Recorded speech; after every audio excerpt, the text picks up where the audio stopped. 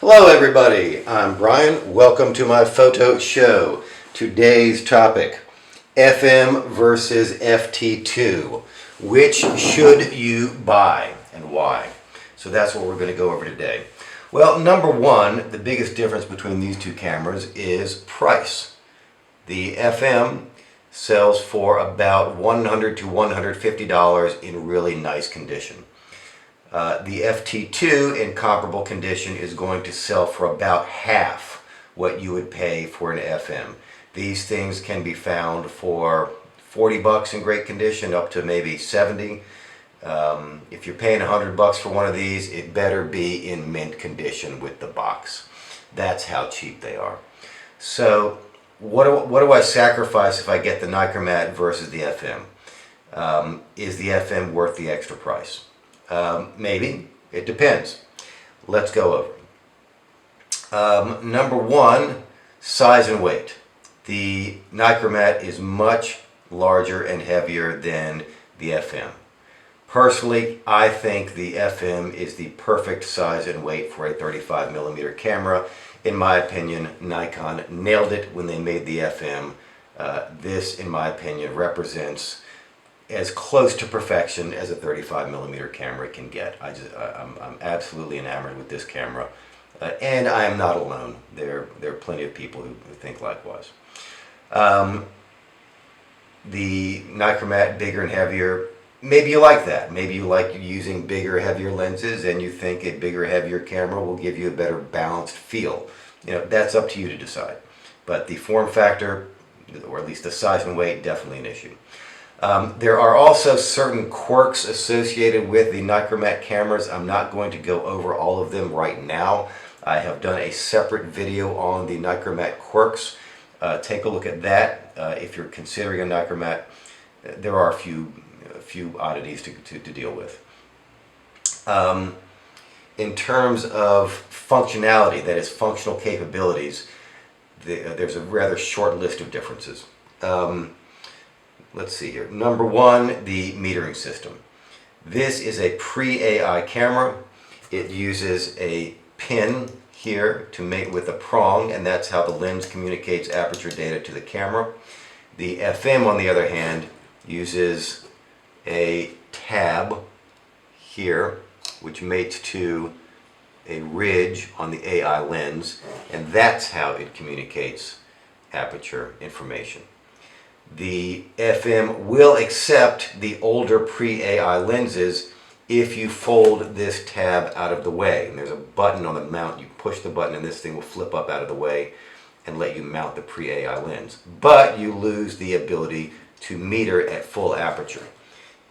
If you use pre-AI lenses on the FM, you have to stop the lens down using this doohickey here to get an accurate light reading. Second metering difference is the type of photocell.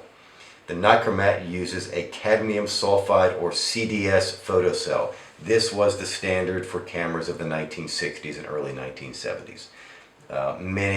Most popular cameras of that era used a CDS photocell.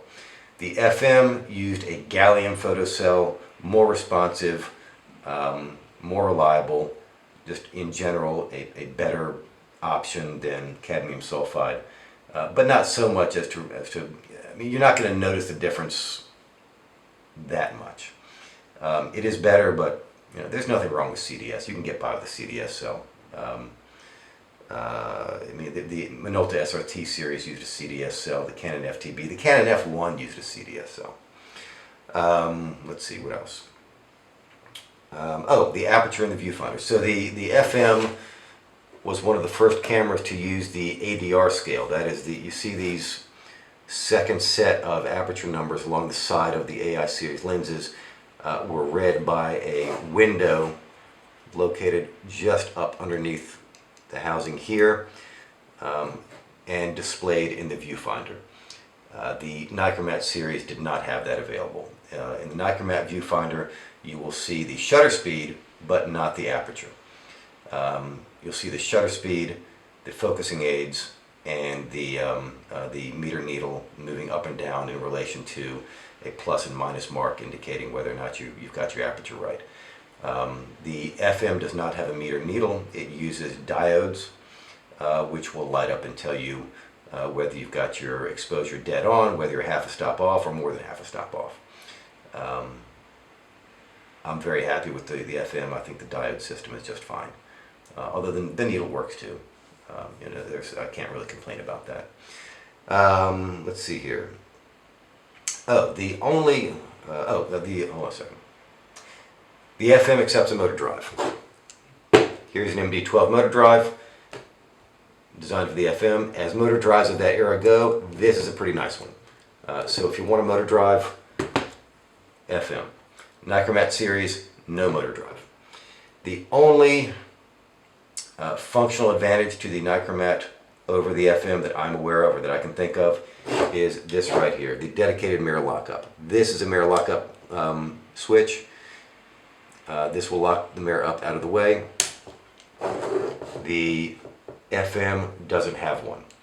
The FM does have a mirror lockup function, but it is bundled with the self-timer. So when you activate the self-timer on the FM, the mirror swings up out of the way initially. So if you're using mirror lockup, or if you need a mirror lockup function, be aware that in the FM that function is bundled with the self-timer as opposed to the Nikkormat, which has an independent control. Let's see here, mirror lockup, gallium cell, aperture viewfinder, okay. That covers most of the major differences between these two cameras. I would like to say a word about the FT2's successor. Okay, chronologically, let's understand the history of these cameras. This was the replacement for the FTN. The FTN was in production from 67 to 75. This camera, the FT2, replaced it in 1975 and remained in production until 1977. It was followed by a camera called the FT3, which was identical in all respects except that it used the AI system as opposed to the pre-AI. Basically, the FM wasn't ready yet, and Nikon wanted a prosumer level camera with the new AI system. So they just swapped out the pin for the tab on this camera and called it the FT3.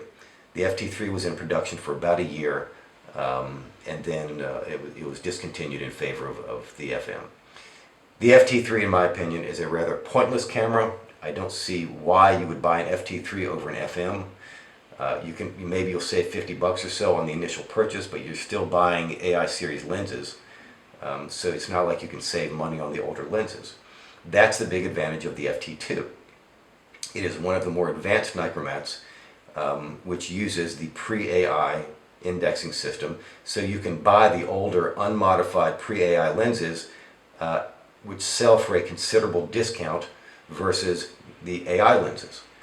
The pre-AI lenses in some instances can sell for 20, 30, 40% less. That's a big deal. That's like using Nikon equipment at Canon prices. Not that I'm knocking Canon. I used to have an extensive Canon FD collection. They're good cameras, good lenses, but they sell for much less than Nikon.